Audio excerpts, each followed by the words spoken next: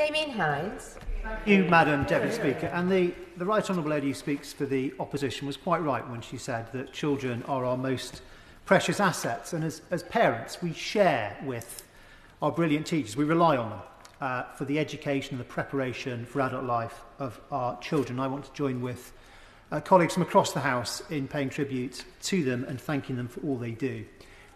This is a moral imperative, and we all know that there is a whole cohort effect of this pandemic and a risk of lasting effects on this generation of children and young people, and we just cannot let this generation be put at disadvantage because of COVID. We also know that the effect has been felt very unevenly. Some children actually have progressed entirely as they would have done in a regular year, but many have not. And we know that gaps that had been closing in attainment since 2010 will have started to re-widen. And we also know that this isn't just about academic attainment, far from it. It's about the whole of children's development, their extracurricular activities, their socialising and their development as a person. Now this, Madam Deputy Speaker, I believe calls for a whole of society response. It's everything from expanding mentoring programmes, more volunteer readers, firms working more closely with schools, more STEM ambassadors, accelerated careers programmes, work experience.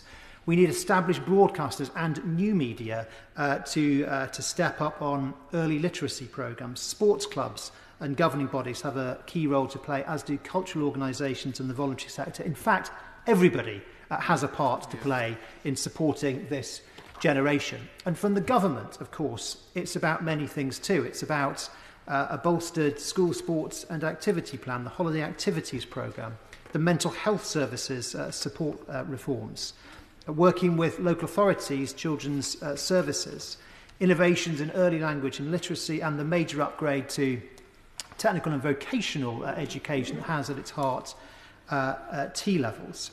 And of course, it is about money. Now, British state schools have, relatively speaking, a high proportion of national income spent on government money spent on them compared to other countries. But clearly, additional resourcing has been needed during the pandemic to support schools, and clearly it is needed now to support schools and those children in its wake.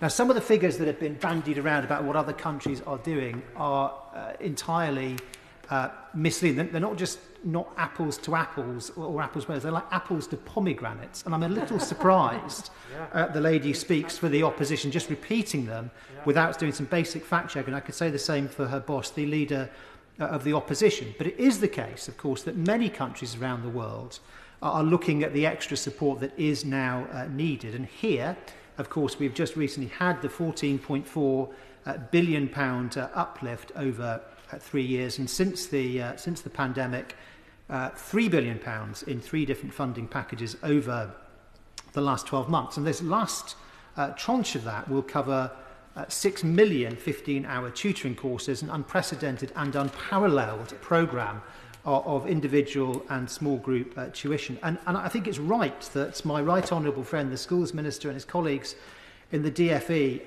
have focused on the programmes with the best evidence. And we know that there is very strong evidence for one-to-one and small group tutoring.